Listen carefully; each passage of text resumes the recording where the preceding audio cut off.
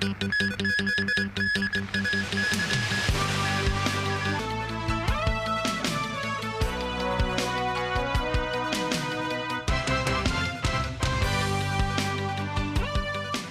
and welcome to TVB News. I'm Melissa Hekalea. Premier Li Chang today called on all countries to further open up markets instead of deliberately suppressing other countries in vicious competition. Li made the remark during a keynote speech at the opening ceremony of the China Development Forum in Beijing. And he stressed China will continue to pursue economic globalization. Samantha Lee reports. The two-day China Development Forum got underway at Beijing Daoyutai State Guest House this morning. Premier Li Chang delivered a keynote speech at the opening ceremony. He said China has set an economic growth target of around 5% of the current year. The premier stressed the country's economy has strong resilience and great potential, and the country will step up efforts to attain the goal. He said the government had for the first time proposed some fiscal policies that are more proactive than before. The implementation of laws aimed at promoting the development of the private sector, accelerating the enhancement of the rule of law and the credit environment. Li also noted the global economic fragmentation is intensifying with instability and uncertainty on the rise. He said it is even more crucial for countries around the world to open up markets and for enterprises to share resources in a bid to meet challenges and achieve common prosperity. He said we are not against competition, but we should advocate for fair competition under internationally recognized rules, rather than zero-sum games or deliberate suppression of vicious competition by other countries. The premier added China will continue to pursue economic globalization despite changes in the external environment.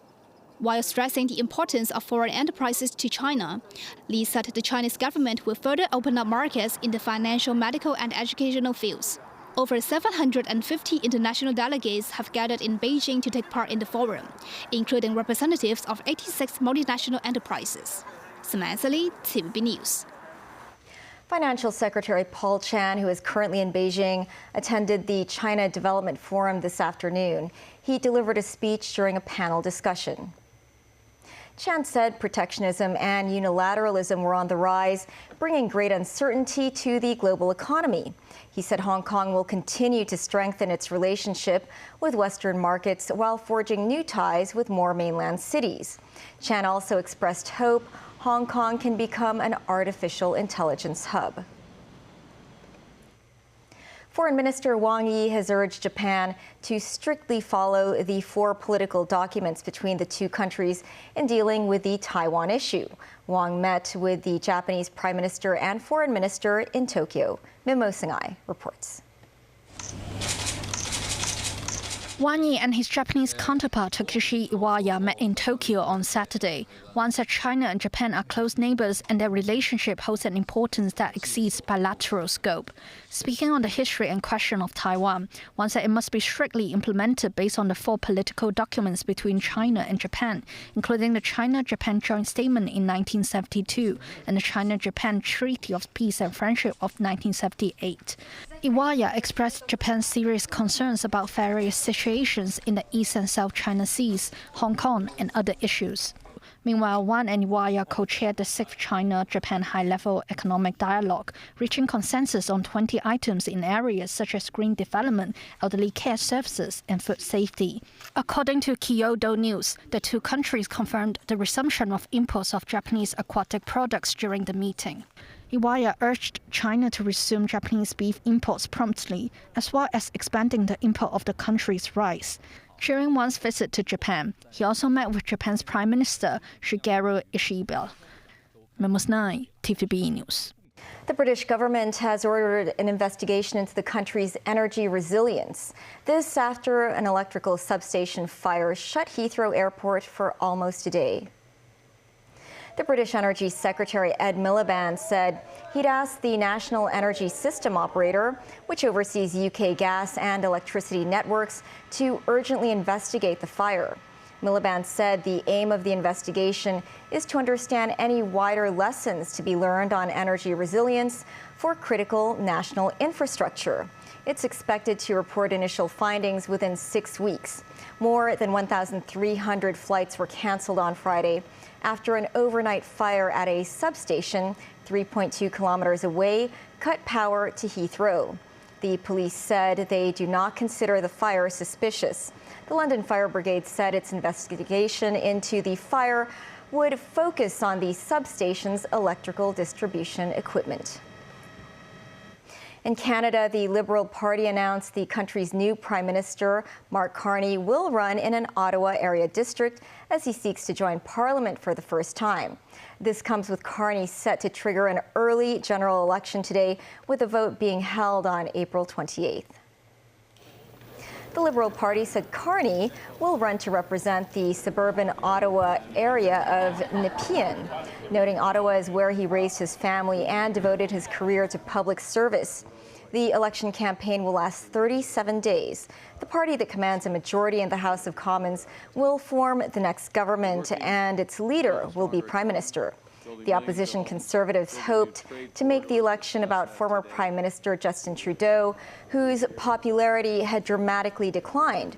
However, the vote is now expected to focus on who is best equipped to deal with U.S. President Donald Trump and his trade war against Canada.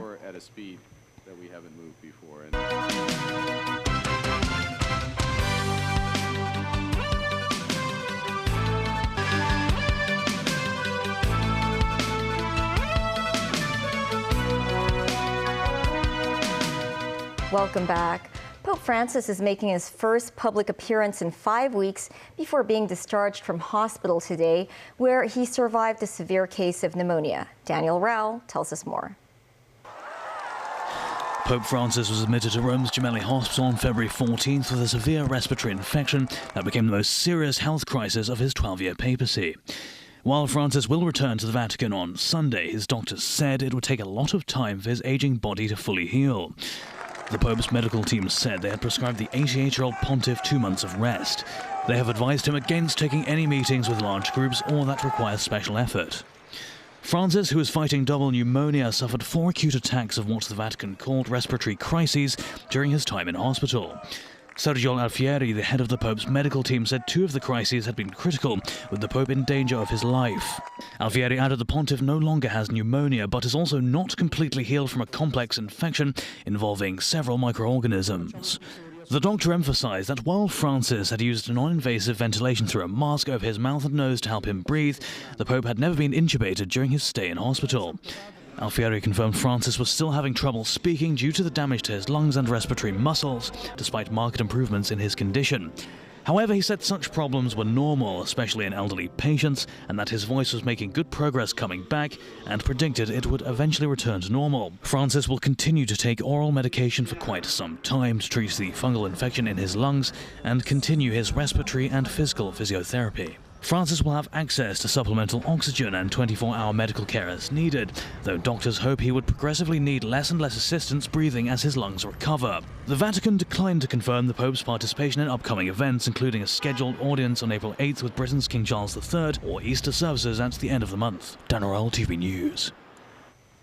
Clashes erupted between police and protesters in Istanbul on Saturday on a 4th day of demonstrations after the detention of the city's mayor Ekrem İmamoğlu.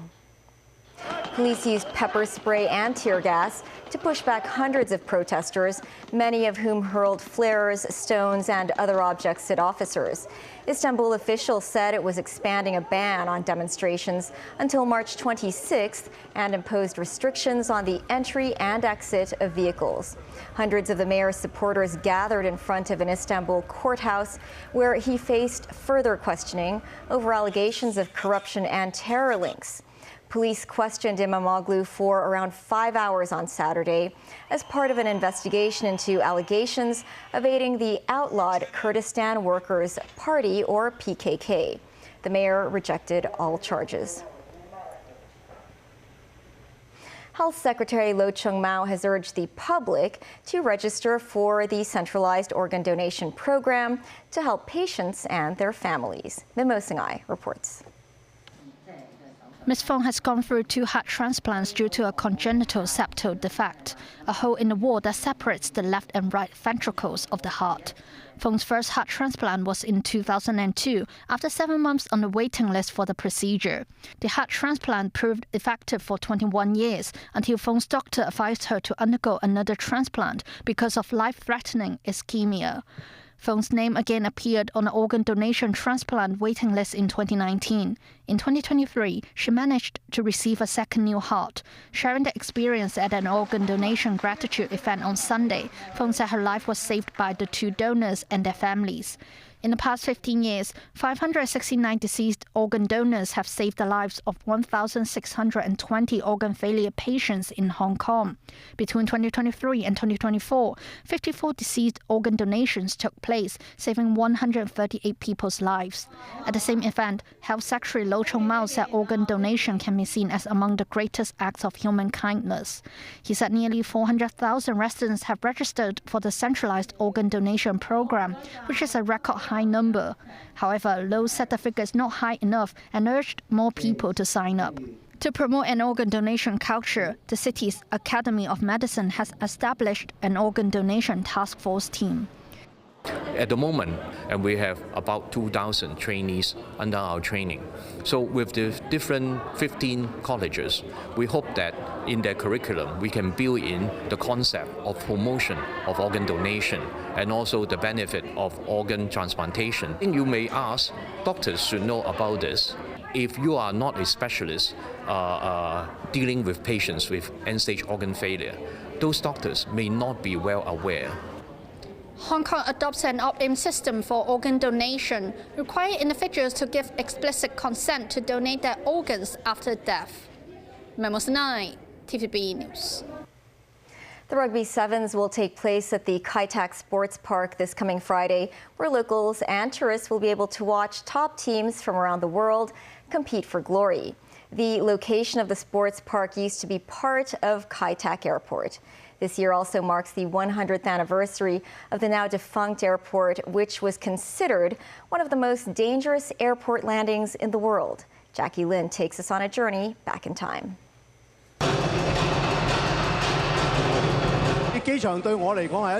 I have fond memories of Kai Tak Airport. At the opening ceremony of the Kai Tak Sports Park, superstar Andy Lau said he used to hear the jets whooshing past Kai Tak all the time, as he used to live and study in the neighborhood.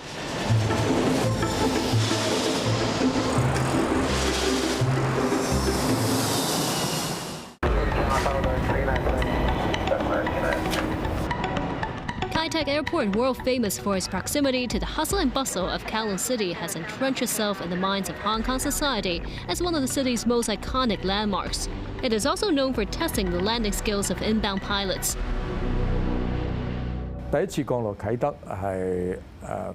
Captain Jack Ip, now a pilot trainer, recalled how nervous he was the first time he had to land at Kai Tak, adding that airline companies used to restrict inexperienced pilots from landing on runway 13.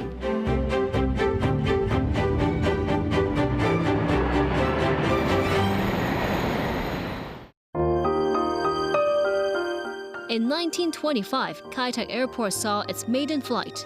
Over the next few decades, the airport underwent phases of renovation and expansions in lockstep with Hong Kong's economic development. It was also the spot where many families bid the city farewell for the last time. Ms.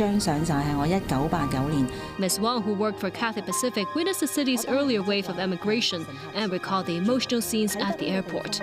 She says she will be more accommodating in assessing weight limit of these emigrants' luggage, as they might not have a chance to return to Hong Kong soon. She says their team was small back then, but their bond was strong.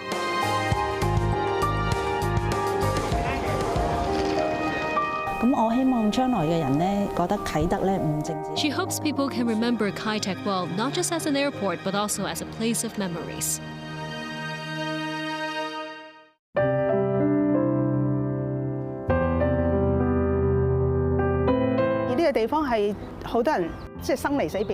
This Kowloon City resident said it was where people said goodbye to their loved ones, traveled and emigrated overseas. She said that sense of separation is not as strong today as more people take day trips by air. She said she was filmed by TVB News here alongside her father more than 20 years ago. Her father has passed away, but she said his love and their memories will always stay with her. 雖然當年嘅物業仲喺度，連飛機又冇飛機睇啦。 She added while some buildings remain, no more airplanes streak past the skies, so Kai Tak feels very different now.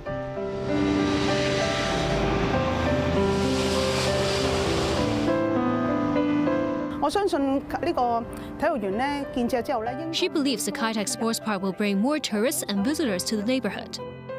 She hopes the government will build a museum commemorating the history, people, and moments of Kai Tak Airport. Goodbye, Kai Tak, and thank you. Jacqueline, TVB News. That's the news. Thanks for watching. Bye for now.